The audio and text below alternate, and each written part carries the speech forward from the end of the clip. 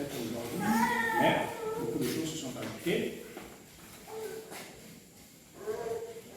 Bien, nous sommes donc sur la troisième partie de cette étude. L'objectif étant, à la fin, que chacun soit conscient qu'en tant que membre de l'Église du Christ, en tant que membre du corps de Christ, il est un leader. Et nous avons tous vu tout au début de cette étude, c'est quoi un leader?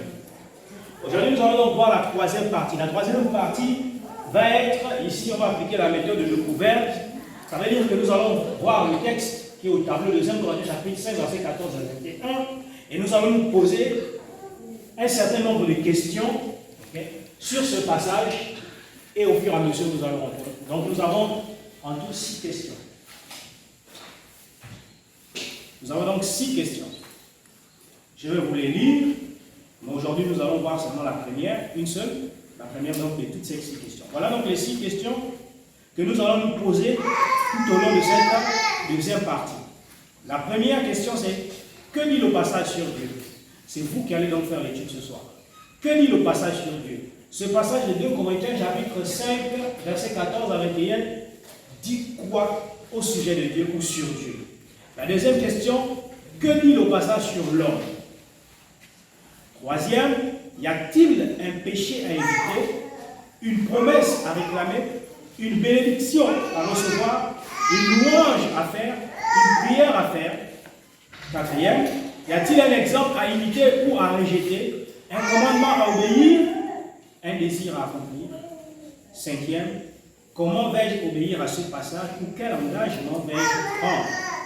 Et enfin, sixième question: avec qui voudrais-je partager cette leçon que j'ai apprise? Voilà donc les 6 questions, c'est ça, c'est ce qu'on appelle, c'est une méthode, c'est la méthode de Demouga. Donc à travers cette méthode, nous allons mieux comprendre le passage. C'est une méthode qui pourra, n'est-ce pas, vous servir dans vos méditations. Donc nous allons lire 2 Corinthiens. Avant de lire 2 Corinthiens, je ne sais pas s'il y en a qui ont des questions sur ce que nous avons déjà vu. La dernière partie, avant celle-là, c'était le mariage. Okay. Le baptême, une cérémonie de mariage. Nous avons fait 2 semaines sur ce sujet. Le baptême, une cérémonie de mariage. On voit que le baptême n'est pas simplement que symbole de la mort, l'ensevelissement et la résurrection de Christ. Ce n'est pas simplement le symbole qui consiste à aller plonger quelqu'un dans l'eau, mais le baptême implique beaucoup de choses. Premièrement, c'est un engagement dans lequel il y a des obligations. Et ensuite aussi, bien entendu, des privilèges, donc des droits. Lorsque je suis donc devenu chrétien, j'ai pris un engagement dans lequel il y a des obligations, donc des promesses auxquelles je dois devoir obéir, parmi lesquelles nous avons vu. Moi, j'aime bien faire la révision moi-même. Après, je pose des questions, je demande s'il y a des questions. Nous avons parlé donc de la fidélité. Nous nous sommes donc éclairés, n'est-ce pas, des promesses faites lors des mariages classiques. Lorsqu'un homme et une femme se marient tel qu'on le connaît, il y a des promesses qui sont faites. Et dans ces promesses ressort la fidélité, le respect et l'assistance ou le secours. Et nous avons vu en ce qui concerne le respect, ce n'est pas ici le fait de ne pas d'obéir. J'ai dit le respect ici, c'est obéir et vivre selon la volonté du Seigneur. Voilà. Donc manquer de respect ici à Dieu, ce n'est pas insulter Dieu, mais c'est le fait de ne pas marcher selon sa volonté. Parce que dans le baptême, nous reconnaissons la souveraineté. Et si nous reconnaissons la souveraineté, nous devons marcher sous son autorité, donc selon sa volonté, se conformer à sa volonté. En dehors de se conformer à la volonté de Dieu, c'est un manque de respect. Et la fidélité, nous avons dit que c'est de garder la foi. Voilà donc les promesses auxquelles nous sommes attachés lorsque nous avons décidé de suivre Jésus. Est-ce qu'il y a des questions? Bien, pas de questions, donc nous allons voir la troisième partie. La troisième partie, ce que tu es. Cette partie donc va nous définir, ou va nous démontrer, ou va nous dire ce que nous sommes, ce que toi tu es. Qui es-tu? Jésus-Christ pouvait dire moi, je sais d'où je viens, où je vais. En d'autres termes, et connaissait son identité. Qui es-tu? Nous allons donc ouvrir nos Bibles, 2 Corinthiens, chapitre 5. On va lire les versets 14 à 21 et ensuite nous allons commencer à répondre à la première question. 1 Corinthiens chapitre 5, à partir du verset 14, il est écrit: En effet, l'amour de Christ nous domine, nous qui avons la certitude qu'un seul est mort pour tous, et donc que tous ont part à sa mort. Il est mort pour tous, afin que ceux qui vivent ne vivent plus pour eux-mêmes, mais pour lui qui est mort et revenu à la vie pour eux. 16. Voilà pourquoi nous ne considérons plus personne d'une manière purement humaine. Mais même si autrefois nous avons considéré le Christ d'une manière humaine, maintenant nous ne le considérons plus ainsi. 17. Dès que quelqu'un est uni au Christ, il est un être nouveau. Ce qui est ancien a disparu. Ce qui est nouveau est là. Tout cela vient de Dieu qui nous a réconciliés avec lui par le Christ et qui nous a confié la tâche d'amener d'autres hommes à la réconciliation avec lui. 19. Car par le Christ, Dieu agissait pour réconcilier tous les humains avec lui, sans tenir compte de leurs fautes. Et il nous a chargés d'annoncer cette œuvre de réconciliation. 20. Nous sommes donc des ambassadeurs envoyés par le Christ. Et c'est comme si Dieu lui-même vous adressait un appel pour nous. Nous vous en supplions. Au nom du Christ, laissez-vous réconcilier avec Dieu. 21. Le Christ était sans péché, mais Dieu l'a chargé de notre péché, afin que, par lui, nous ayons part à l'œuvre salutaire de Dieu. D'accord, merci. Maintenant, nous allons commencer. Que dit le passage sur Dieu? Que dit le passage sur Dieu? Nous allons commencer avec le premier verset. Nous allons le relire, nous allons voir si ce passage, Dieu dit quelque chose. Tout le monde,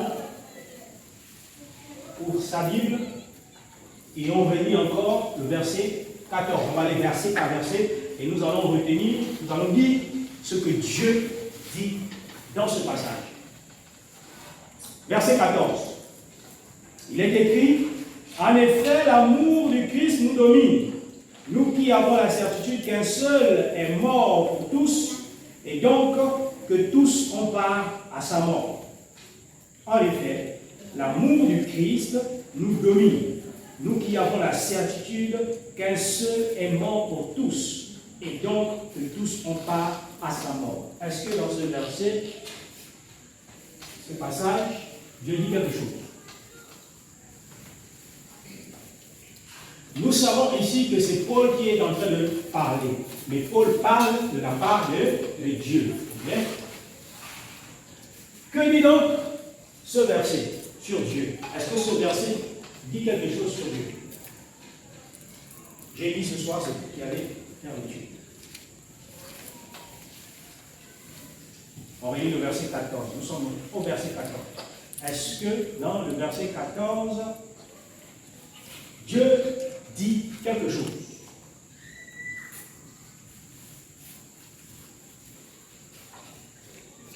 Ah, oui.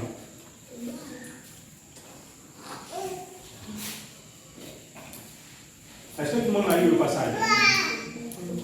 Maintenant, tu as lu le passage. Moïsia, tu as lu le passage. Sephora, tu as lu le passage. Tu as lu. Alors, comment?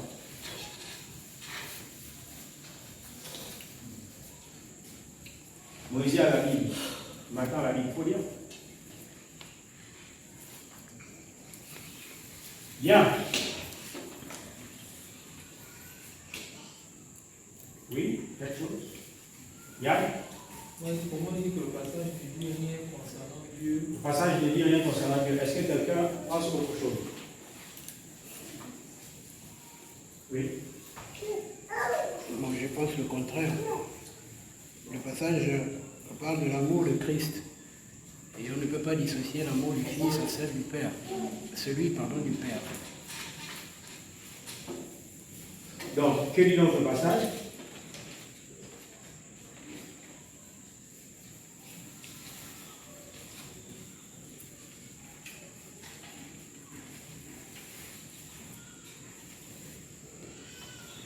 Formulons. Donc, je mets ici. Il faut formuler. Alors, c'est bien.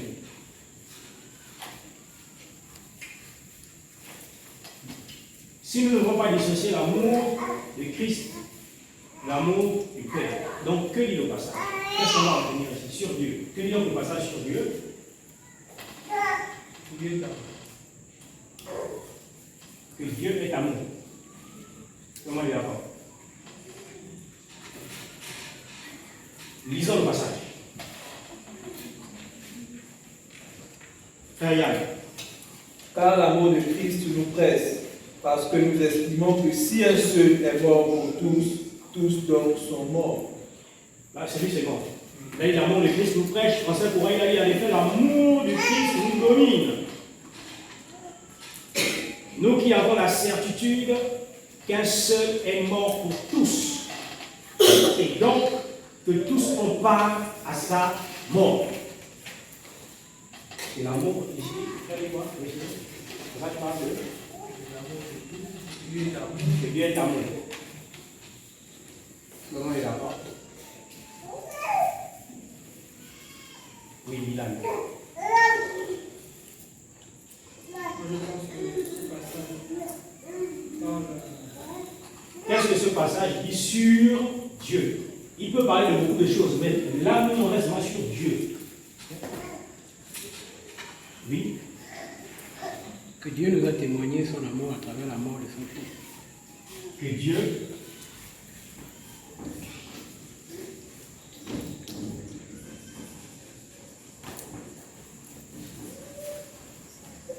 nous a témoigné son amour par son Fils Jésus Christ. Nous sommes versés à 14.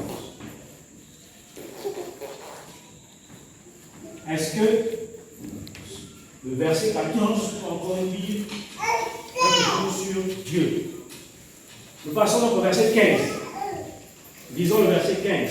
Ouais, on peut revenir sur le passage. Revenons donc sur le 14, oui. 14. On dit, ma version ici, car l'amour de Christ nous presse, parce que nous estimons que si un seul est mort pour tous, tous donc sont morts. Est-ce que on peut m'expliquer? Sachez ça fait cette référence. En effet, l'amour de Christ nous domine. L'amour de Christ nous domine, nous qui avons la certitude. Que quoi? Nous avons quelle certitude? Qu'un seul est mort pour tous. Qu'est-ce que ça veut dire? Qu'un seul est mort pour tous. Qui est celui qui est mort pour tous? Jésus-Christ est mort pour tous. Pourquoi? Pourquoi? Pour nous réconcilier avec Dieu. Simplement le mot pourquoi. Si on parle de la mort de Christ, c'est parce qu'il y a quoi? La vie. Donc nous avons la certitude qu'un seul est mort pour tous. Donc il est mort pour que nous soyons sauvés. Que nous soyons en vie, comme Dieu. Que nous soyons sauvés. Donc nous avons la certitude qu'un seul est mort pour tous. Et donc que tous ont part à ça. Tous ont part à sa mort. Qu'est-ce que ça veut dire? Nous avons la certitude. Il dit d'abord que l'amour du Christ nous domine. Qu'est-ce que ça veut dire?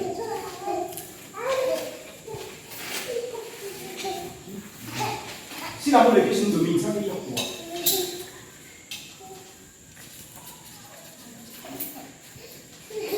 Si on te domine, ça veut dire quoi? Tu maîtres de toi-même. Que tu es sous l'emprise de. C'est ce que tu as dit, ok? Que Dieu est amour. L'amour de Christ nous domine, ça veut dire que son amour est tellement grand, immense.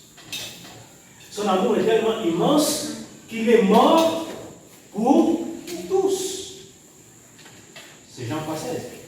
Dieu a tant aimé le monde qu'il a envoyé son Fils unique avec quoi il veut, il est la vie éternelle. C'est ça, son amour nous domine. Et il est donc mort pour tous. Et nous avons donc la certitude que s'il est mort pour tous, donc à sa mort, il dit quoi? Nous qui avons la certitude qu'un seul est mort pour tous, et donc que tous ont part à sa mort. Ça veut dire quoi? Tous ont part à sa mort.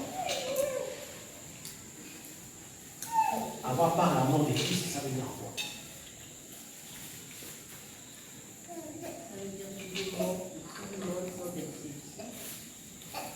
Oui, qu'il est mort pour tout le monde sans exception. Ça veut dire que tu as part, okay, à quelque chose, ça veut dire quoi?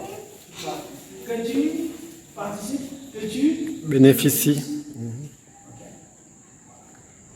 Donc tous nous avons part à sa mort. Personne n'est exclu. Tout le monde peut, n'est-ce pas, avoir des privilèges, okay, que sa mort procure, ou le privilège, parce que le plus grand, qui est quoi? La vie. Nul n'est rejeté. Tous ont part. Oui. Bon, est-ce qu'il y a dans le passage, il n'est pas question aussi des chrétiens seulement qui ont part à la mort de Christ, peut-être par leur vie?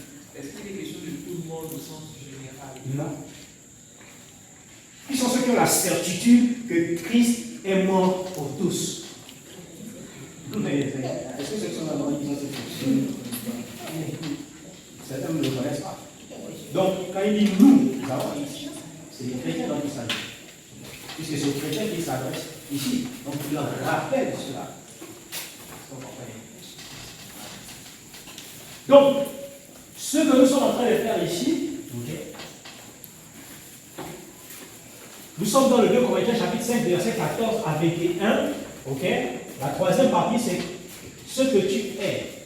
À la fin donc, de cette partie, chacun saura qui il est. Pour répondre donc, pour développer donc cette partie, nous allons nous poser une batterie de questions. Donc il y en a 6. Aujourd'hui, nous allons voir la première question, c'est que dit le passage sur Dieu? Et cette méthode est appelée la méthode de découverte. C'est une méthode qui va te permettre de bien comprendre le passage. C'est une méthode que tu peux appliquer pour tes méditations sur la parole. Tu prends un texte, tu le lis, et tu te poses cette batterie, ces 6 questions-là. Et tu comprends bien. Maintenant, la première question, c'est que dit le passage sur Dieu? Dieu dit quoi sur ce passage-là? Nous avons commencé avec le verset 14, nous avons dit que Dieu témoigne donc son amour à notre égard par son Fils. C'est bon, on peut avancer? Verset 15. Que dit le passage sur Dieu? Ou qu'est-ce que Dieu dit dans ce passage, verset 15? Est-ce qu'il y a quelque chose sur Dieu? Lisons le verset 15. Et qu'il est mort pour tous, afin que ceux qui vivent ne vivent plus pour eux-mêmes, mais pour celui qui est mort et ressuscité pour eux. Que dit ce verset sur Dieu?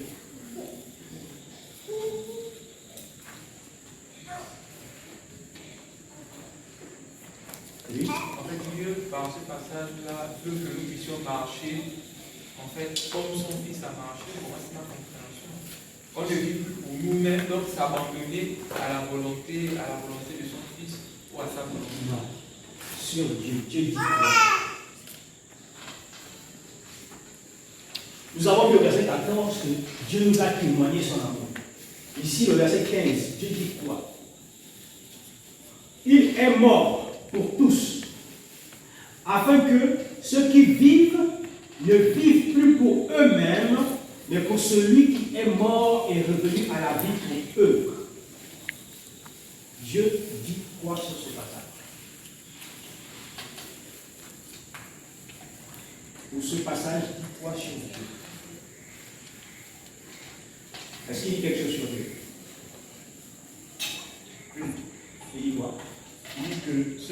pas à la mort de Christ ne doivent plus vivre pour eux-mêmes, mais vivre pour Dieu. Mais ça parle de qui? C'est ce que c'est de Dieu. Ceux qui ne vivent plus pour eux, est-ce que c'est Dieu? Donc ça ne parle pas de Dieu. Ceux qui doivent vivre, ceux qui ont pris part à la mort, c'est qui? Donc ça parle de qui? Donc là, ça n'est pas de Dieu. On peut avancer? Verset 16. Ainsi, dès maintenant, nous ne connaissons personne selon la chair. Et si nous avons connu Christ selon la chair, maintenant nous ne le connaissons plus de cette manière. Voilà pourquoi nous ne considérons plus personne d'une manière purement humaine. C'est ce que lui, c'est qu'on dit selon la chair. Il dit, même si, autrefois, nous avons considéré le Christ d'une manière humaine, maintenant nous ne le considérons plus ainsi. Or, certains continuent à le considérer comme un simple homme. Mais Paul dit, nous les chrétiens, nous ne le considérons plus comme un simple homme. Parce qu'il est venu, on l'a vu, on l'a entendu, il n'est pas un simple homme. Est-ce que le verset 16 dit quelque chose sur lui? Non. Tout le monde est d'accord? Ouais. Verset 17. Si quelqu'un est en Christ, il est une nouvelle créature. Les choses anciennes sont passées, voici toutes choses sont devenues nouvelles. Dès que quelqu'un est uni au Christ, il est un être nouveau. Ce qui est ancien a disparu, ce qui est nouveau est là. Est-ce que ce passage dit quelque chose, ou Dieu dit quelque chose sur ce passage?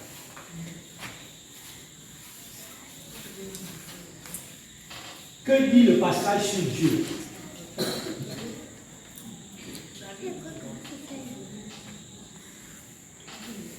Et le verset, vous avez lu.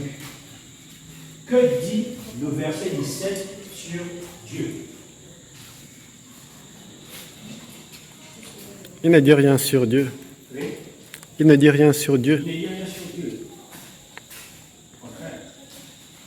Moi, je vois qu'il dit quelque chose sur Dieu. Oui. Moi, je vais revenir un peu sur la question. Que dit le passage sur Dieu? Bon, sur Dieu, là, c'est comme si on voulait parler de, je ne sais pas, de lui-même, de sa vie, de ce qu'il fait, de ce qu'il peut. Bien, c'est ça. De ce qu'il fait, de ce qu'il a dit, okay, de ce qu'il est. Dans ce passage, est-ce que Dieu a dit quelque chose? Est-ce que Dieu a fait quelque chose? C'est de ça dont il s'agit, justement. Donc, tu as compris.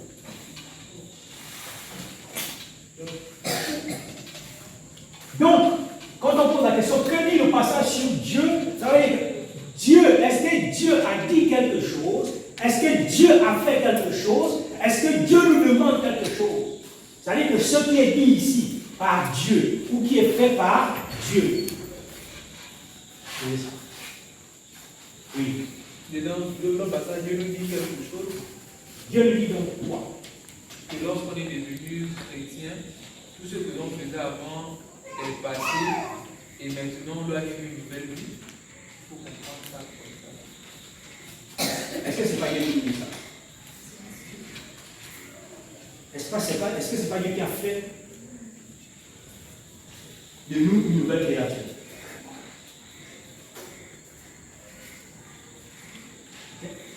Est-ce que tout le monde comprend? Est-ce qu'il y a quelqu'un qui ne comprend pas la méthode? Oui.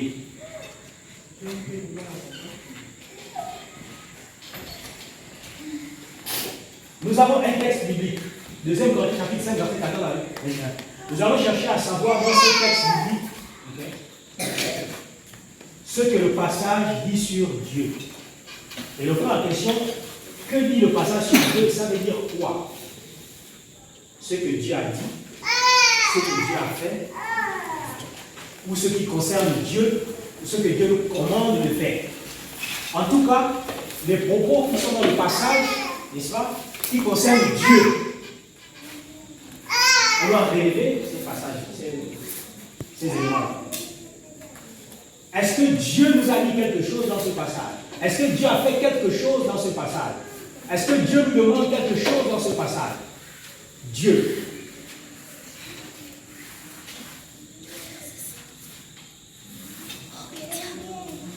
Donc nous sommes au verset 17. Le verset 17 nous dit, dès que quelqu'un est uni au Christ, il est un être nouveau. Ce qui est ancien a disparu, ce qui est nouveau est là. Question, est-ce que Dieu dit quelque chose dans ce passage? Est-ce que Dieu a fait quelque chose dans ce passage? Donc, question, que dit le passage sur Dieu? Le frère Yann a dit quoi? Reprends. Dieu dit que lorsqu'on est devenu chrétien, on doit plus marcher comme on marchait avant, mais Non, avant de ne pas marcher comme on marchait avant, il a fait d'abord pour marcher. Oui? Il nous a fait l'être nouveau. Il nous a fait d'être nouveau, il a fait de nous une nouvelle créature. Okay. Donc, dans ce verset, Dieu, le passage nous dit que Dieu a fait de nous, quand on parle de nous les chrétiens, un être nouveau. Nous sommes au verset 17. C'est ça, 17. Le verset 17, que dit le passage sur Dieu? Le passage nous dit que Dieu a fait de nous une nouvelle créature. Si quelqu'un est en Christ, si quelqu'un est en Christ, si quelqu'un est uni au Christ, il devient une nouvelle créature. Ça, c'est la première chose. Donc, si toi tu es en Christ, il faudrait que tu sois conscient, que tu réalises, que tu aies la certitude que tu es une nouvelle créature, tu es un être nouveau. Tu n'es plus le même Ismaël, tu n'es plus le même Henri ou la même Rumi, tu es un être nouveau. Question. Ta peau a changé, après ta peau a changé. Qu'est-ce qui est nouveau en toi? Les hommes te regardent, ils voient toujours la même personne. Mais Dieu te dit, dès que tu es uni à Christ, tu es un être nouveau. Question, qu'est-ce qui devient nouveau en toi? Oui? C'est pas ta manière de vivre. C'est pas ta manière de vivre. Okay? Pas ta manière de vivre. Pas ta manière de vivre. Ta manière de vivre va changer, c'est ça. Et s'il arrive encore que tu manges, que tu voles, que tu triches, en quoi est-ce que les autres vont savoir que toi tu as changé? Est-ce que c'est la manière de vivre qui fait de nous des êtres nouveaux? Notre vie spirituelle, c'est quoi? Dieu nous dit, quand tu es uni à Christ, tu es un être nouveau, tu es une nouvelle créature. Qu'est-ce qui est donc nouveau en nous? Quelle est la créature qui est nouvelle en nous? C'est l'homme intérieur. L'homme intérieur, c'est qui? C'est l'homme. Notre âme. Vous êtes chrétien, vous savez pas ce qu'elle est venue nous voir. Qu'est-ce que Dieu a révélé en nous? D'accord, nous ne marchons plus par la chair, nous marchons par l'esprit. Ah, c'est autre chose. Mais qu'est-ce que Dieu a révélé? Parce que quand tu sors des eaux de la terre, tu es né de nouveau, tu es une nouvelle créature. Mais quand on regarde, il n'y a rien de nouveau. Il n'y a rien qui a changé en toi. Quelqu'un a dit l'être spirituel. Oui, c'est l'être spirituel, mais c'est qui? Notre esprit. Regarde la question. C'est notre esprit qui est renouvelé, qui devient donc un être nouveau. Comment notre esprit devient un esprit nouveau? Comment? Ou par qui ou par? Oui. Oui, on sait que par le baptême, mais comment? Oui, madame? Par la parole. Par le renouvellement de l'intelligence. Qui nous renouvelle l'intelligence? Jésus-Christ, comment? Par son esprit. Repentez-vous que chacun de vous soit baptisé pour et vous recevrez le don. C'est le Saint-Esprit vient nous retourner l'Esprit de Dieu. Vous pensez que si on n'avait pas l'Esprit de Dieu, Dieu devait nous regarder pourquoi? C'est parce qu'il nous donne son esprit, il a dit quoi? C'est son esprit, on a vu ça dimanche, il va nous servir la famille de son dimanche. Son esprit, vous avez son esprit pourquoi? Son esprit est quoi pour qui pour nous? Pour représenter quoi pour nous? La marque, notre consolateur. Notre marque, ou bien quoi? Le sceau, ou bien quoi? C'est un peu compliqué. On a dit marque. L'esprit de Dieu, il nous a donné son esprit, ça représente quoi pour nous? L'appartenance, oui. C'est lui qui n'a pas l'esprit de Dieu, comme le frère l'a dit, il n'appartient pas à Dieu. D'accord, l'appartenance. Quoi d'autre? C'est très important, oui.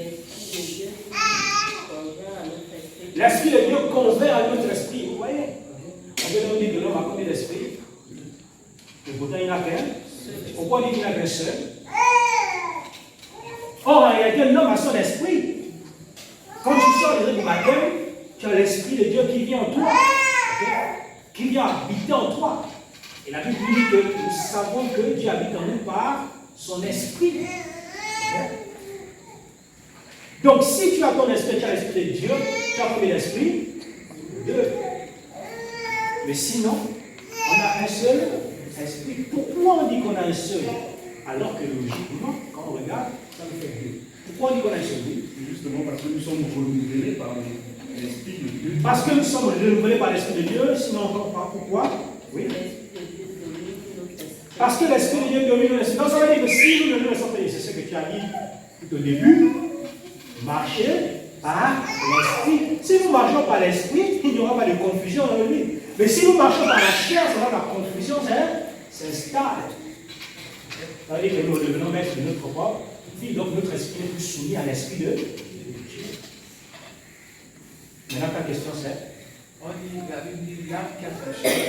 C'est l'âme qui est moi. L'âme qui a péché, c'est celle qui mourra. Le corps humain pêche, mais c'est l'âme qui prend un coup.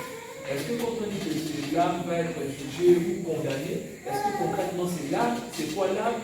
L'esprit? Est-ce que c'est l'esprit? L'esprit c'est qui? C'est quoi? Quand on parle de l'homme intérieur, on parle de à qui? À l'esprit ou à l'âme? Quelle est la différence? Est-ce que ça... Bon, je veux déjà te reprendre sans aller en profondeur. Que parfois, la Bible, quand elle veut parler de l'esprit, elle emploie le mot âme. Okay? C'est le contexte qui va maintenant te permettre de définir, de déterminer s'il s'agit de l'âme ou de l'esprit. Parce que parfois la Bible emploie l'âme pour parler de l'esprit. Mais la Bible montre clairement que l'homme est tripartite. L'homme est constitué du corps, de l'âme et de l'esprit. Okay? Voilà. Donc quand on dit l'âme qui pêche, c'est celle qui mourra. Il s'agit de quoi ici? De l'esprit. Voilà. Parce que la Bible dit que nous sommes à l'image. Or Dieu est quoi?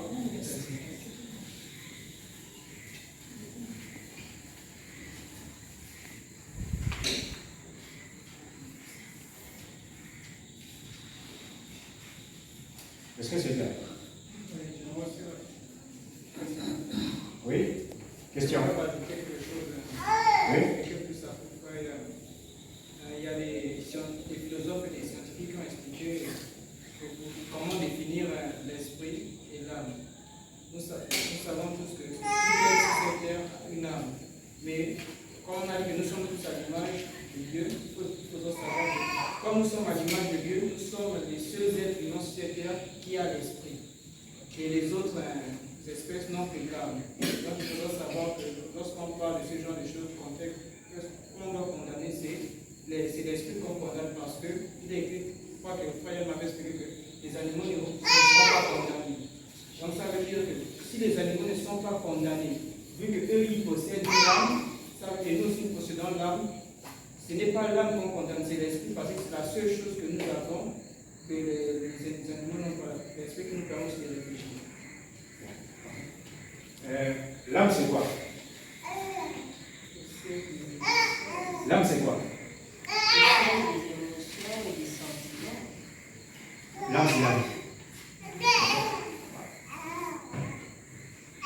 Lisons Ecclésiaste chapitre 12.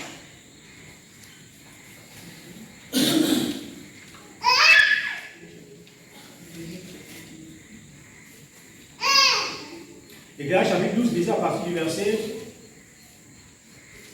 7 à 9. Ecclésiaste 12, lisez le verset 7 à 9.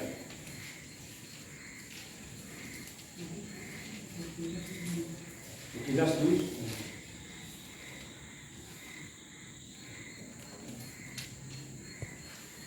Verset 7 à 9, il est écrit: le corps de l'homme s'en retourne à la terre, où il a été tiré. Et le souffle de vie s'en retourne à Dieu qui l'a donné. Tout n'est que fumée, dit le sage, tout part en fumée. Verset 9. Il faut encore ajouter que le sage n'a pas cessé d'enseigner aux gens ce qu'il savait. Il a mis en forme beaucoup de proverbes après avoir soigneusement examiné leur valeur.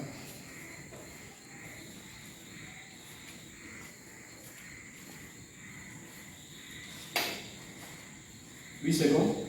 Ecclésiaste 12, 7 à 9. Ecclésiaste. Ecclésiaste 12, verset 7. Où l'on écoute ce qui est élevé, où l'on a des terreurs en chemin, où la mourir fleurit, où la sauterelle devient pesante, et où la cape n'a plus d'effet, car l'homme s'en va vers sa demeure éternelle, et les fleurs parcourent les rues. Avant que le cordon d'argent se détache, que le vase d'or se brise, que le seau se rompe sur la source et que la roue se casse sur la citerne, avant que la poussière retourne à la terre comme il y était, et que l'esprit retourne à Dieu qui l'a donné. Bien, le verset 9, nous lisons, avant que la poussière retourne à la terre. Il parle de quoi? Du corps. Parce que le corps a été tiré de la poussière.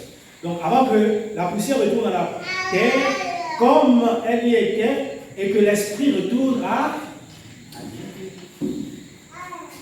Et où? L'âme part où?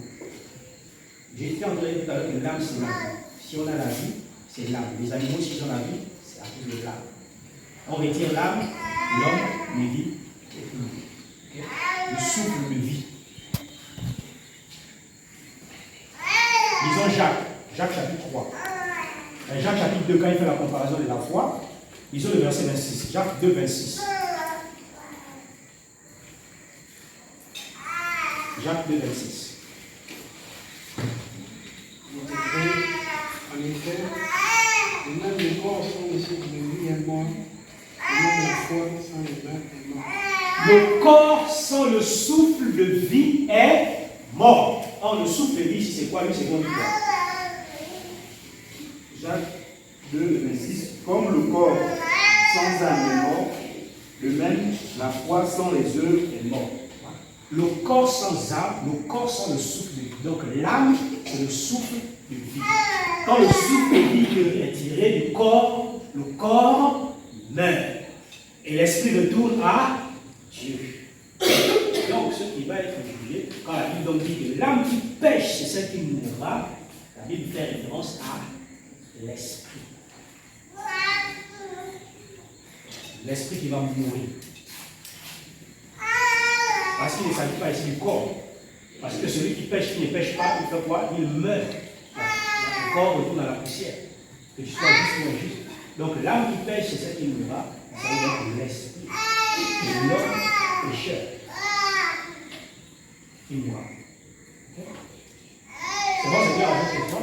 Bien, donc ce qui est renouvelé en nous, c'est notre esprit qui est renouvelé par l'esprit de Dieu qui nous donne quand on sort des eaux du baptême.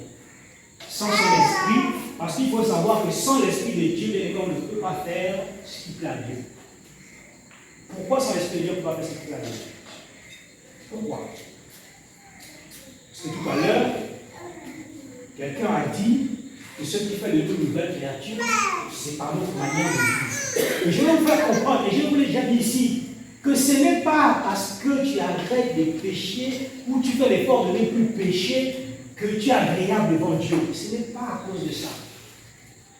Quand on dit ça, ça ne signifie pas que l'homme pêche. Non. Mais il faut déjà qu'on soit conscient que ce n'est pas parce que je fais l'effort de ne plus pécher que j'ai ma place au ciel. Non. La Bible n'enseigne pas ça. Et ne pense pas aussi que, ah, si j'ai péché, c'est fini. Mon nom est effacé dans le livre de vie. Je suis perdu. Non. Donc, qu'est-ce qui nous permet de faire ce qui plaît à Dieu? Hein? C'est son esprit. Pourquoi c'est son esprit? Pourquoi? Pourquoi? Pourquoi? Mais parce que c'est l'esprit de Dieu qui connaît la pensée de Dieu. Voilà pourquoi c'est lui qui va amener nos prières vers lui. Qui nous, en tant qu'être humain, quel est l'être humain qui peut parler à Dieu? Qui peut parler à Dieu convenablement pour que lui, les paroles qu'on va dire puissent, n'est-ce pas, lui être agréable? Qui? Une personne. C'est ce qu'il a dit. Qui peut être conseiller de Dieu? Qui peut être le conseiller de Dieu? Donc justement parce que nous ne pouvons pas parler comme Dieu veut, son esprit est là donc pour apporter nos prières auprès de lui. Parce que lui, l'esprit de Dieu qui en lui connaît la pensée de Dieu, alors il expose ses prières convenablement. C'est pour ça donc que tu ne peux pas dire un frère qui se force à prier et dire ah non, le frère aussi ne prie pas bien. Quand tu dis qu'il ne prie pas bien, non pas que ce qu'il dit dans sa prière n'est pas cohérent, mais parce qu'il ne sort pas des mots comme les autres. Qui sortent des belles phrases dans les prières, quand tu dis ne prie pas. C'était comme si la prière t'adressait à toi. La prière adressait à lui. Et la Bible nous a dit clairement que personne ne sait prier. Personne. Quel être humain qui sait prier. C'est-à-dire qu'il sait comment il faut parler à Dieu. Il a l'esprit de Dieu. Et donc voilà pourquoi il est là avec nous. L'une des raisons. Donc c'est lui qui nous renouvelle, c'est lui qui fait de nous, bien Dieu a fait de nous une nouvelle créature par cet esprit-là. Et c'est ce que la Bible nous dit. Lisons Tite, chapitre 3, les versets 4 à 7.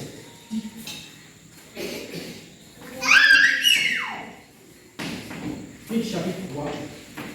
On va les verser par verset 4 à 7. Lisons le verset 4. Tite, chapitre 3, verset 4. Mais lorsque la bonté de Dieu notre Sauveur et son amour pour les hommes ont été manifestés, 5. Il nous a sauvé de la régénération et le renouvellement du Saint-Esprit. 6. Il nous a répandu sur nous avec abondance par Jésus-Christ notre Sauveur, afin que, justifiés par sa grâce, nous devenions en espérance héritiers de la vie éternelle. Bien. Maintenant, nous allons faire une deuxième lecture. Tite chapitre 3, verset 4. Mais lorsque Dieu, notre Sauveur, a manifesté sa bonté et son amour pour les êtres humains, qu'est-ce qu'il a fait? Il nous a sauvés. Non point parce que nous aurions accompli des actions justes. C'est ce qu'il faut comprendre. Il a fait quoi? Il nous a sauvés. Donc, ne pensez pas en tant que chrétien que vous serez sauvés parce que vous faites l'effort de ne plus pécher. La Bible ne dit pas ça. La Bible dit qu'il nous a sauvés. Non pas parce que nous avons accompli des actions justes. Donc nous sommes sauvés. Nous sommes sauvés non pas parce que nous faisons ce qui est bien devant Dieu, mais il va nous expliquer pourquoi. Non pas parce que nous aurions accompli des actions justes, mais parce qu'il a eu pitié de nous. Il a eu pitié de nous. Il nous a sauvés et fait naître à une vie nouvelle. C'est Dieu qui nous a fait naître à une vie nouvelle au travers de l'eau du baptême et par le Saint-Esprit. Donc on devient une nouvelle créature par les eaux du baptême et par le Saint-Esprit.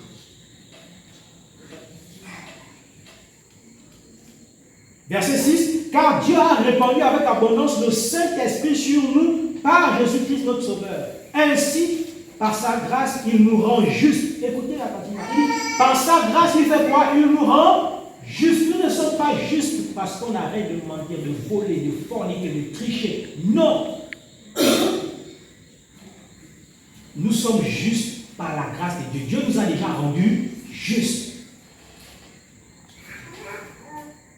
Donc, il nous rend juste à ses yeux et nous permet de recevoir la vie éternelle que nous espérons. Dieu nous a rendus juste devant ses yeux. C'est par sa grâce.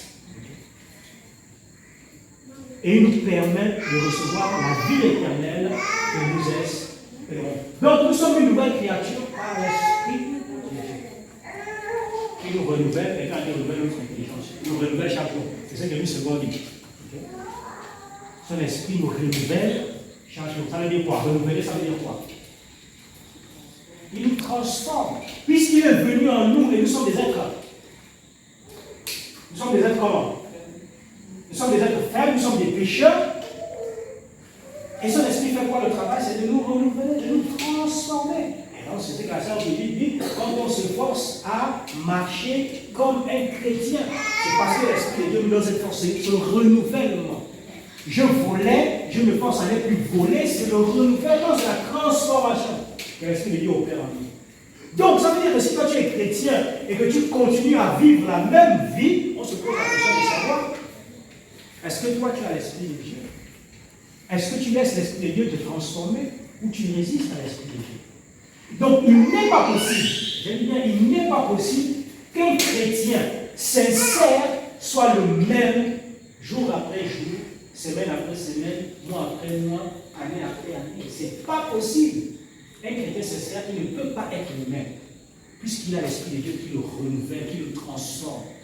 Donc, le chrétien que tu as connu, le frère que tu as connu aujourd'hui, si tu reviens dans 2-3 ans et qu'il est sincère dans sa marche avec le Seigneur, toi-même tu vas constater qu'il n'est plus le même. Il n'est plus le même, il a été transformé. S'il demeure donc le même, c'est que lui-là, il résiste à l'Esprit de Dieu. Donc, il continue à marcher selon la chair. Il ne veut pas se laisser transformer par l'Esprit.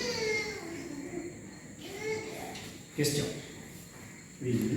Mon question, c'est par rapport au passage du verset 5. Il nous a sauvés non à cause des œuvres de justice que nous aurions faites, mais selon sa miséricorde, par le baptême. Donc, par le baptême de la régénération et le renouvellement du Saint-Esprit. Moi, c'est la partie du renouvellement du Saint-Esprit. Il nous a sauvés non à cause des œuvres que nous aurions faites, mais selon sa miséricorde, par le baptême de la régénération et le renouvellement du Saint-Esprit. Comment tout ça se fait? Et le renouvellement que le Saint-Esprit opère. Okay. Parce que c'est le Saint-Esprit qui fait de nous une nouvelle créature. J'ai posé la question, qu'est-ce qui fait que nous soyons une nouvelle créature? Parce que quand on nous regarde le visage, rien n'a changé. Nous avons dit quoi? Que c'est l'Esprit de Dieu qui vient habiter, qui fait de nous une nouvelle créature. C'est un esprit nouveau qui vient habiter en nous. Donc c'est lui qui nous renouvelle. Donc c'est lui qui fait de nous une nouvelle créature. Okay. Mais cette nouvelle créature que nous sommes, okay, devant Dieu, nous en tant qu'êtres humains, on reste des hommes pécheurs. Donc l'Esprit de Dieu va faire quoi? Son action va donc être continuelle. Il va continuer à nous transformer jusqu'à ce que Christ va revenir. Et c'est grâce à lui que Dieu nous regarde. C'est grâce à lui que nous sommes dignes de nous présenter devant lui, sans oublier que tout cela passe par la mort de Christ. C'est parce que nous avons son esprit. C'est pour ça qu'on arrive, ce soir on est là, on parle, on s'adresse à lui dans nos prières. C'est grâce à l'esprit. Parce qu'il nous voit comme des êtres nouveaux, des êtres saints, sans péché. Maintenant, puisque la réalité est là, qu'il arrive que nous péchons, l'esprit fait quoi? Il fait son travail. Voilà. Si nous nous laissons conduire par lui, ça veut donc dire quoi? Si nous lui obéissons, obéir à l'esprit devient quoi? Obéir à la parole, à pratiquer la parole. Parce que la parole, Jésus a dit, les paroles de Jésus sont esprit et vie. Tout est lié. Les paroles sont esprit et vie. Oui, question. On parle de renouvellement de l'esprit. Donc c'est l'esprit de Dieu qui nous renouvelle tout le temps. Maintenant, comment comprendre l'action du sang de Christ dans nos vies? Dans l'Apocalypse, on dit que heureux ceux qui marchent continuent dans le sang de Christ. Le sang de Christ nous purifie si nous nous efforçons. Comment faire le lien entre le Saint-Esprit qui nous renouvelle tout le temps et le sang de Christ qui est là aussi qui nous lave? Le sang de Christ est là pour nous lave. Le sang de Christ a coulé combien de fois? Donc il faut comprendre, c'est une action qui est encore. Une action qui est quoi? Continue. Non. Continue, oui, permanente. Le sang qui a coulé il y a plus de 2000 ans à Golgotha, ce sang-là qui a coulé, nous purifie continuellement les nos iniquités. Donc le sang ne coule plus. Il a coulé une fois pour tout. C'est ce qu'il faut faire comprendre. Nous sommes purifiés par le sang de Jésus. Quand on dit que nous sommes renouvelés, le Saint-Esprit ne peut pas venir nous révéler sans la mort de Christ. Donc tout est lié. C'est par l'action de la mort de Christ que l'Esprit vient. C'est pour cela qu'il a dit aux disciples, non, il est de votre intérêt que je parle. Si je ne parle pas, le Consolateur ne va pas venir. Donc il faut que je parle pour que le Consolateur vienne. Mais avant ça, pour que nous ayons la rédemption, donc le rachat de nos péchés, parce que c'est ça dans les Israélites, il faut quoi? Il faut qu'il meure. Comme Pierre dit, non, jamais tu ne vas pas mourir. Il dit à Pierre, qu'est-ce qu'il dit à Pierre? Arrière de moi, Satan.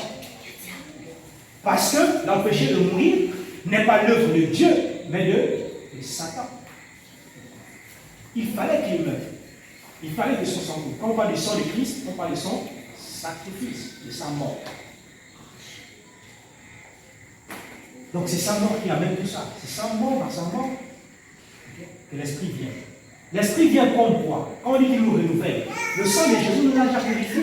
Le sang de Jésus nous a lavé de tout iniquité, nous a racheté. Ça veut dire qu'il a payé le prix. Nous ne sommes plus coupables. Nous sommes réconciliés avec Dieu. Mais Jésus-Christ dit que l'Esprit vient faire quoi? C'est le consolateur. Parce qu'il n'est plus là, il faut le consolateur. Mais le consolateur n'est pas là seulement pour nous consoler, il nous aide aussi dans notre faiblesse. Au travers de la parole. Parce que c'est le consolateur, c'est l'Esprit qui a donné la parole. C'est lui qui a donné la parole. Ok? C'est clair? Oui. Quand on dit que notre avocat, il fait quoi? Un avocat, il fait quoi? Il défend. On t'a accusé.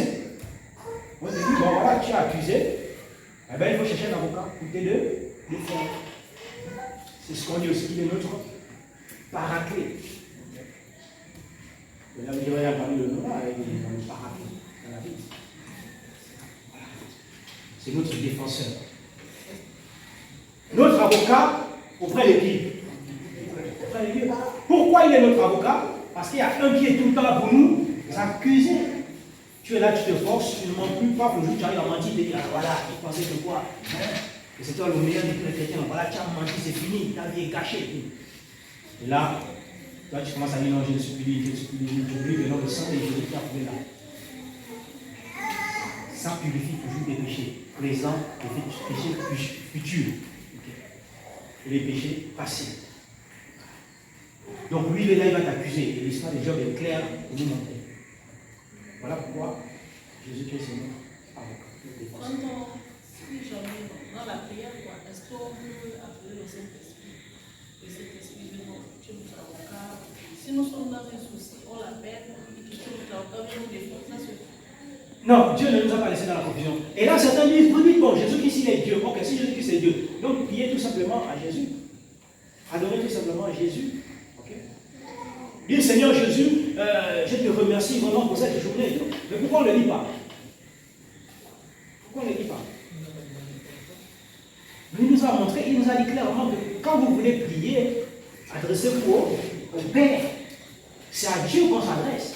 Et il dit, de tout ce que vous demanderez au Père, à mon nom, donc sous l'autorité. C'est grâce à Christ qu'on s'approche du Père. Donc quand on parle parler le Père là, on parle avec le nom. Quand on dit que non, donc tu dis par exemple à l'époque, je me rappelle, papa il a le cahier, le bon, tu le ticket, et puis on va dire, ok, voilà. Va, tu dis que c'est moi qui. Donc je pars au nom de mon Père. C'est-à-dire que si j'arrive là-bas et je pars au nom de quelqu'un d'autre, il ne va pas me servir. Donc le nom de celui, n'est-ce pas,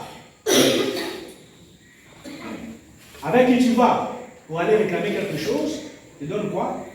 L'accès. Donc il dit, allez demander au Père, mais à mon nom. Ça veut donc dire que si tu passes, tu pars au Père, au nom du Saint-Esprit, sur les hommes. Eux, ils ne sont pas désordonnés. Eux, ils ne sont pas désordonnés. Le Saint-Esprit, il n'est pas là pour ça. Le Saint-Esprit, il a un autre rôle. Dans la divinité, chacun a son rôle. Et il y a des gens comme ça, ils vont dire, oh, au nom de Jésus, au nom de Dieu, au nom du Saint-Esprit. Ça, c'est la confusion totale. C'est pas possible, c'est la confusion totale. Donc, adressez-vous au Père, à Dieu, au nom de Jésus-Christ. Après, tu vas terminer par pareil, merci Saint-Esprit. Non. C'est au nom de Jésus. Jésus n'a pas dit demander au nom du Saint-Esprit. Et même lui-même, il a dit quand le Saint-Esprit va venir à mon. Donc, le Saint-Esprit il est venu, il est aussi sous l'autorité de Christ. Il est venu au nom de Christ. C'est qu'il est venu, il ne va pas venir de sa propre autorité. Il ne va pas venir de ce qui vient de lui, mais ce qui vient de moi. Comme lui-même, Jésus-Christ, il est venu au nom de qui? De Dieu. Donc, eux, ils sont ordonnés. C'est pourquoi nous, on va aller dans le débat. Mais la Bible nous donne le rôle du Saint-Esprit. Nous ne prions pas au nom du Saint-Esprit, nous ne prions pas, nous nous adressons pas au Saint-Esprit. On s'adresse à Dieu au nom de Jésus-Christ. Voilà. Donc, tout ce que nous pouvons demander, on peut demander tout ce qu'on veut à Dieu, que le Saint-Esprit, n'est-ce pas, fasse pour nous. Parce qu'on nous a dit que le Saint-Esprit doit faire pour nous. Donc, on peut demander à Dieu, de telle sorte qu'il puisse agir, pour que le Saint-Esprit puisse, n'est-ce pas, accomplir ce qu'il doit accomplir à notre vie. Tout ça au nom de Jésus-Christ. Il nous donne donc l'accès. Oui, puis j'ai envie de voir tout ce que je pense là dans ma tête. Donc, si je comprends bien par rapport à ce que tu viens de dire là, en fait, dans le processus de la vie, les hommes ne connaissaient pas Dieu. Jésus-Christ est venu nous faire connaître réellement qui est Dieu. Nous aussi, les hommes, étant dans la confusion, vu qu'on ne connaissait pas qui est réellement Jésus-Christ, quand il parle, le Saint-Esprit vient nous révéler qui est exactement Jésus-Christ, quel est son rôle, quel est son but concrètement. Est-ce que c'est comme ça qu'on peut comprendre les choses? Non. Jésus-Christ est venu nous faire connaître le véritable Dieu. Okay? C'est lui qui nous a fait connaître le véritable Dieu. Point. C'est Jésus-Christ. Et quand Jésus-Christ est venu, ceux qui l'ont reconnu, okay, ils ont été acceptés par Dieu. Ensuite, ceux qui l'ont reconnu, qui l'ont accepté, il leur a dit, ok, moi je vais partir. Mais il y a une autre qui va venir, le consolateur. Lui, quand il va venir, voilà sa mission. Premièrement, c'est de vous conduire dans toute la vérité. Deuxièmement, c'est pour vous rappeler les enseignements que j'ai donnés parce que vous n'êtes que des hommes, vous pouvez oublier ça. Ensuite, troisièmement, c'est pour vous enseigner, vous révéler les choses à venir aussi. Ensuite, nous avons vu l'Esprit Saint est arrivé et comment il a travaillé en manifestant les dons miraculeux qui nous ont confirmé que la parole était vraie. Et cela, quand ils reçoivent l'Esprit Saint, puisque Jésus-Christ ne leur a pas tout enseigné, donc l'Esprit Saint les a enseignés, ce que Christ ne les a pas enseignés. Parce que Christ leur a dit qu'il y a des choses que vous ne pouvez pas encore supporter maintenant, que vous ne pouvez pas comprendre. Et quand l'Esprit va venir, il va vous révéler quelque chose. Donc l'Esprit va vous révéler toutes ces choses-là. Et c'est ce qu'ils ont consigné par écrit que nous connaissons. C'est au travers de ce écrits que nous savons que l'Esprit Saint est là, il intercède pour nous. C'est grâce à leurs écrits. Donc c'est l'Esprit Saint qui leur a révélé ça, qui leur a dit, moi là où je suis là avec toi, vous ne savez pas prier. Mais ne soyez pas inquiets. Moi je prends vos prières, je m'avais les exprimer comme il le faut devant Dieu. L'Esprit Saint leur a dit que moi je suis venu là. Ok, Jésus n'est plus là. C'est pas mes grands, mais moi je suis là. C'est moi qui vous fortifie. Je suis votre consolateur. Okay? C'est moi qui vous aide quand vous êtes faits. C'est l'Esprit Saint qui va révéler ça. C'est pour cela qu'on dit que l'Esprit Saint a une personnalité. Vous savez que l'Esprit Saint c'est une force. Ce n'est pas une force. Il a une personnalité parce qu'il a enseigné. Il a guidé, il nous conduit aujourd'hui. Je vous ai dit, si nous sommes là, si on arrive à faire le bien, c'est parce que l'Esprit de Dieu est en nous. Parce que la Bible est claire, l'homme ne sait pas faire ce qu'il veut. Lui, l'homme est atteint de faire le mal. Ok? C'est clair? D'accord. Question. Donc, on revient sur le passage, deuxième commandement. Oui? Par rapport à la prière, Oui? que le Saint-Esprit nous-mêmes dit que nous ne connaissons pas comment prier. Maintenant, par rapport à la prière que Dieu vous adresse dans votre Père, dans Matthieu, voilà. Est-ce que pour être chrétien, pour vous, est-ce que vous priez exactement comme il est dit dans cette. On n'a pas encore bien sur la prière de notre Père. Les disciples ont posé la question à Jésus-Christ. Les disciples déjà l'avaient écrit. Nous, on ne prie pas. Apprends-nous à prier. Donc, en réalité, cette prière, c'est un modèle de prière. Apprends-nous à prier. Quand vous priez, dites notre Père qui est aux cieux. Maintenant, est-ce qu'on peut répéter cette prière? Cette prière nous dit quoi? Notre Père qui est aux cieux. Vous voyez donc, même lui-même Jésus-Christ, c'est notre Père qui est aux cieux. Donc, dans la prière, en réalité, quand tu commences la prière, il faut commencer à rendre gloire à Dieu. C'est à lui qu'on s'adresse. C'est pour ça que quand les gens parlent des prières des délivrance et puis s'adressent aux démons, ils disent qu'ils sont dans la prière et ils parlent aux démons. Mais je ne sais pas, ça a quel sens? Parce que la prière, c'est s'adresser à Dieu. Donc tu viens, tu es là, tu parles avec Dieu, après tu laisses Dieu quand tu t'adresses à Dieu.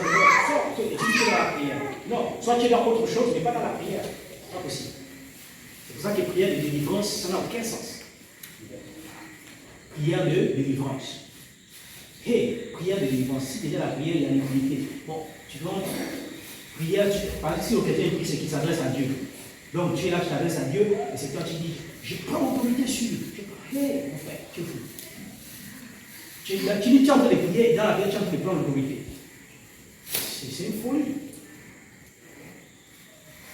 C'est juste que ça nous a passé des choses dans la nuit, les apôtres n'ont pas dit. Donc, par dire prière d'autorité, c'est un abus. Prière d'autorité. Prière d'autorité. Ça n'a aucun sens. Tu ne peux pas les prier. Quand tu pries, c'est qu'il y a un supérieur et comment on dit supérieur. Il y a un qui est supérieur et il y a un qui est inférieur. Tu vas t'adresser au supérieur avec autorité. Je ne sais pas si c'est une prière. Soit tu demandes, quand tu demandes avec autorité, mais ça ne peut pas être une prière d'autorité. Va demander quelque chose avec autorité, bon, tu vas sur la télé. Donc, notre Père, qui est aux cieux, la seule chose qu'on ne peut pas, déjà on ne peut pas la répéter, telle qu'elle est, parce qu'il y a des éléments qui n'ont plus de sens aujourd'hui, qui n'ont plus lieu d'être. Par exemple, que ton règne vienne. Il règne déjà. Donc, quand tu dis que ton règne vienne, c'est que toi, tu es ignorant. Que ton règne vienne, que ta volonté soit faite sur la terre comme c'est sa volonté déjà faite sur la terre comme c'est. Même si elle n'est pas encore pleinement accomplie, mais il y a des adorateurs dans le ciel et il y a des adorateurs sur la terre. Il a déjà puni la famille qui est dans le ciel et celle qui est sur la terre. Donc, tu demandes encore quelle volonté. Donc, c'est à cause de ces éléments-là qu'on ne peut pas répéter cette prière. Mais tu peux commencer notre Père que je suis, nous te ramènes tout le monde, c'est d'accord. Mais que ton règne vienne, et que ta volonté soit faite. Et il y a encore une autre partie aussi là. Je crois que c'est la partie là. Par contre, ça nous enseigne qu'il faut toujours. Même si c'est enseigne qu'il nous a déjà pardonné, ça ne sert à rien de demander pardon. Moi, je sais que je suis toujours un pécheur. Il y a des choses que je ne fais pas. Dieu, si je suis conscient de ça, pourquoi je dois m'empêcher? Pourquoi je dois m'empêcher de demander pardon? C'est un manque d'humilité. Donc, pardonne nos péchés. On peut prendre le texte.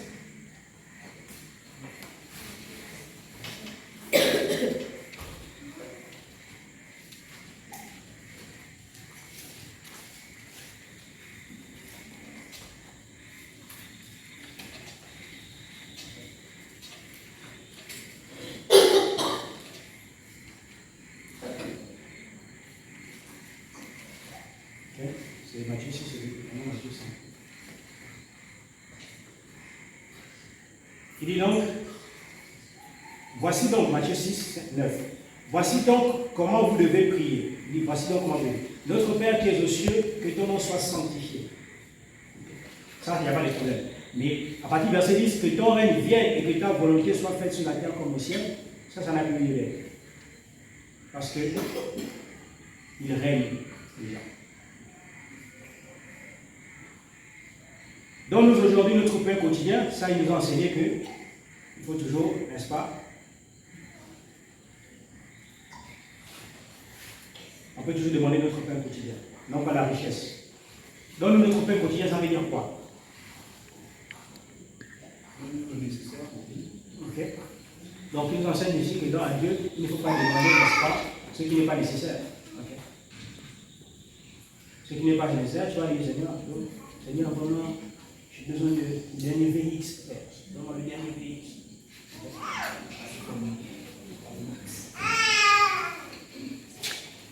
Là, c'est plein de folie. Donc, il faut toujours demander le nécessaire.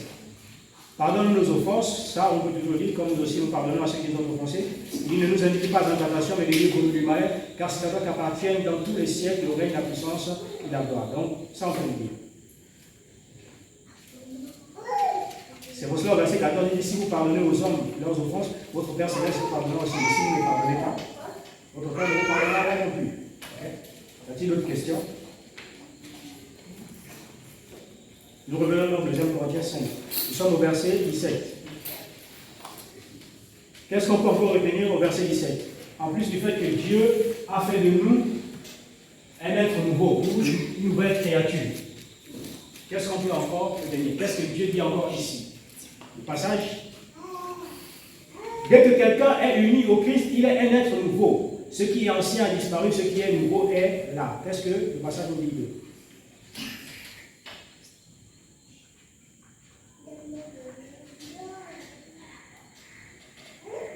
C'est bon. Nous sommes un être nouveau. Les choses anciennes sont passées, toutes choses sont devenues nouvelles. Ça veut dire quoi? Oui. On doit marcher en nouveauté de vie. On doit marcher en nouveauté de vie. Allô? Ça veut dire quoi qu'on doit marcher en nouveauté de vie? On doit plus pratiquer les œuvres qu'on pratiquait avant. Pourquoi on doit ça pratiquer? Il dit les choses anciennes sont passées, toutes choses sont devenues nouvelles. D'accord, on doit pratiquer ce qu'on pratiquait avant, d'accord. Mais les choses anciennes qui sont passées. Et toutes choses sont devenues nouvelles. Il parle de quoi? Oui. Je ne sais pas, nouvelle vie, nouvelle façon de penser, nouveau monde. Les choses anciennes sont passées.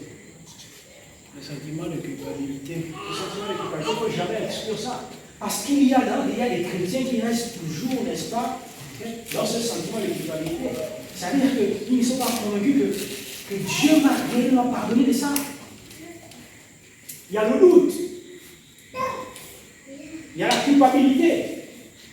Mais il nous dit, les choses anciennes sont passées. Donc il faut être convaincu que ta vie, avant d'être baptisé, n'est plus la même après être baptisé. Tout ce que tu as pu faire, tout ce que tu as pu faire en plus, je vais le dire, je ne sais pas quel livre, comme certains enseignaient et que le frère a partagé avec moi, que tu avais une affaire peut-être en justice, maintenant comme tu es devenu chrétien, le dossier va disparaître du tribunal. Parce que ce qui est ancien, ça va être effacé, toutes choses sont devenues nouvelles. Oui, ça peut disparaître, tant mieux, mais ce n'est pas de ça dont il s'agit. Il ne faut pas porter en toi la culpabilité, n'est-ce pas, de tes péchés passés. Il faut avoir la certitude que Dieu t'a pardonné. Et nous savons que même quand il pardonne, s'il y a des conséquences, il y aura à subir les conséquences. Mais si je subis les conséquences de mes péchés passés, ça ne signifie pas que Dieu ne m'a pas pardonné. Non, il m'a pardonné. Mais les conséquences, je vais les s'il le veut. Donc le sentiment de culpabilité et de doute doit être derrière nous. Donc, dès que faire référence à cette vie passée-là, c'est le passé, toutes choses sont devenues nouvelles. Et c'est ce que vous l'avez dit. Il dit, moi je regarde devant, je ne regarde plus derrière. Si hier j'ai mal fait, ok, c'était hier j'ai mal fait, c'est bon, c'est fini, je regarde vers l'avant. Mais je ne peux pas rester attaché à mon passé. Et je connais des personnes qui sont attachées à leur passé, qui ont du mal à avoir une vie normale.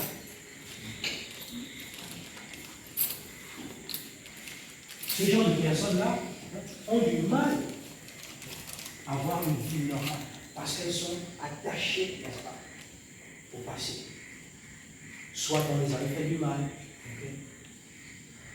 Soit ils étaient bien, ils avaient une belle vie, maintenant c'était là. Ils passent le temps, c'est là maintenant. Oh, quand j'étais, oh, il m'avait fait ceci, il m'avait fait comme ça, Non! Il faut regarder devant. Regardez dans la vie.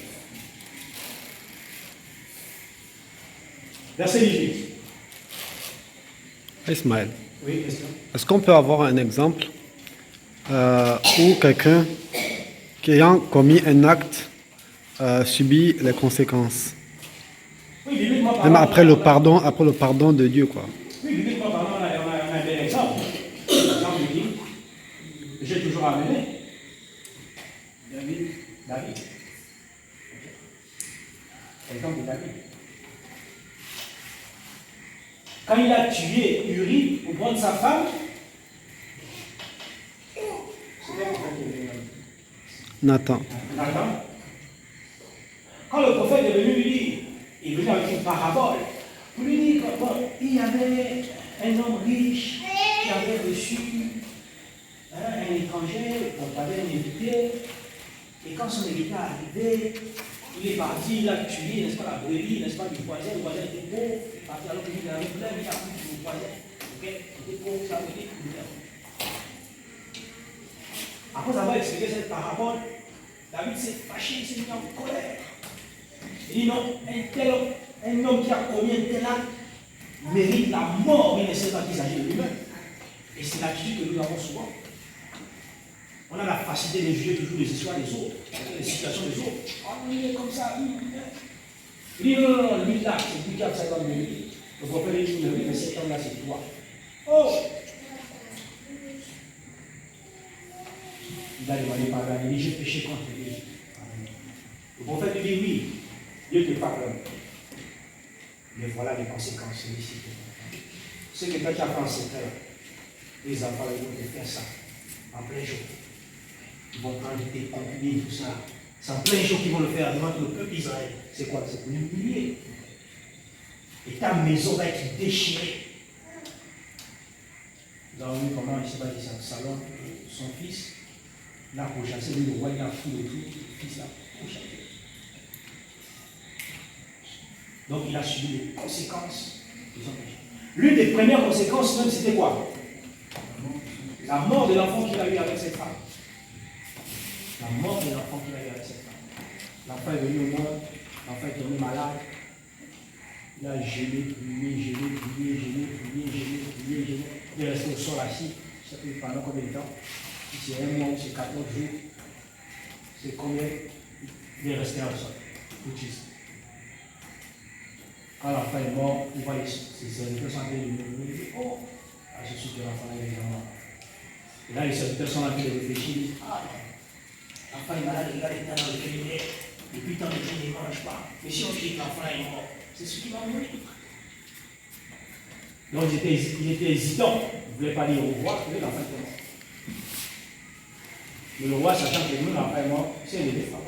Il s'est levé, il est parti, il s'est lavé, il s'est enfoué. Il s'est demandé, qu'est-ce que j'ai fait? L'enfant, il est mort. Qu'est-ce que j'ai pas encore fait?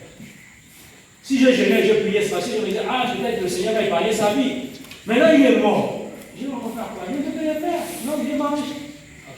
C'est là qu'il faut comprendre. Quand quelqu'un est dans le besoin, c'est là qu'il faut aider la personne. Okay? C'est pas quand la personne n'est plus. C'est fini. Tout ce qu'on peut faire après, là, ça ne sert strictement à rien. Et lui, il avait compris ça. Il était malade, je prie, je jeûne, j'humilie mon âme. Peut-être qu'il va le guérir. Mais il finit par mourir. Bon, je vais continuer à pleurer et à gémir. Donc Dieu a levé cet enfant pour le punir. Conséquence de son péché. Et tout ce péché. Et il y a plein d'autres exemples comme ça. Et ce que la Bible dit, celui qui sème pour la chair, moissonne, la corruption, celui qui sème pour la chair, moissonne. C'est-à-dire que l'homme, il a dit, dans la 6-7, ne vous étonnez pas. Il dit, c'est comme un mien. On ne se moque pas de Dieu. Ce que l'homme sème, il finit par le moissonner. C'est une réalité. C'est même une loi naturelle. Ce que tu sèmes, c'est ce que tu récoltes. Or, nous on sème par quoi? Par les actions, c'est par notre manière de vivre. C'est pour cela que nous devons faire attention à notre sémence, à la qualité, j'ai envie de dire, à la qualité de notre sémence. Parce que sinon, ce qu'on va moissonner peut être amer. Donc, faisons attention à ce point. Voilà un exemple, pardon, des conséquences de notre péché. Mais Dieu l'avait pardonné. Et après, il l'a restauré. Et vous pouvez remarquer que c'est avec cette femme-là qu'il a fait Salomon. Donc, ça prouve assurance que Dieu l'avait pardonné. Parce que Dieu aurait permis que ce soit avec une autre femme. Mais c'est avec cette femme.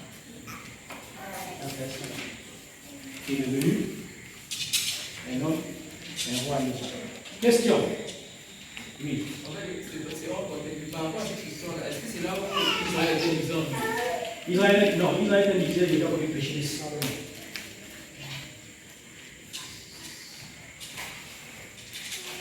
C'est un peu l'idée de Salomon qu'Israël a été divisé en deux. Parce que Salomon avait vraiment fait mal.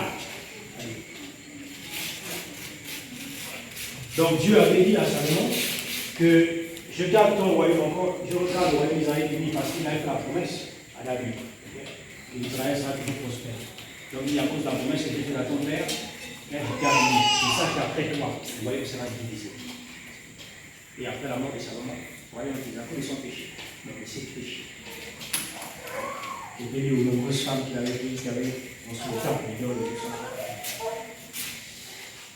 Bien, il est l'heure, s'il y a des questions, on va s'arrêter là. La semaine prochaine, on va poursuivre.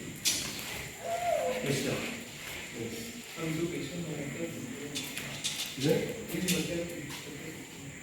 Oui, la tête est bien sympa. Question. Est-ce que vous avez compris le principe? Voilà, vous pouvez l'appliquer vous-même pour vos lectures quotidiennes. On appelle ça la méthode de découverte. On va être au travers de ça. On va découvrir ce que le passage dit sur Dieu. Et ainsi de suite. Nous rendons grâce à Dieu. À la semaine prochaine, on va substituer la Bible. S'il n'y a plus de questions, nous allons mettre le lieu clôturé par la prière qui sera conduite par le frère Ulrich, la requête pour prière finale.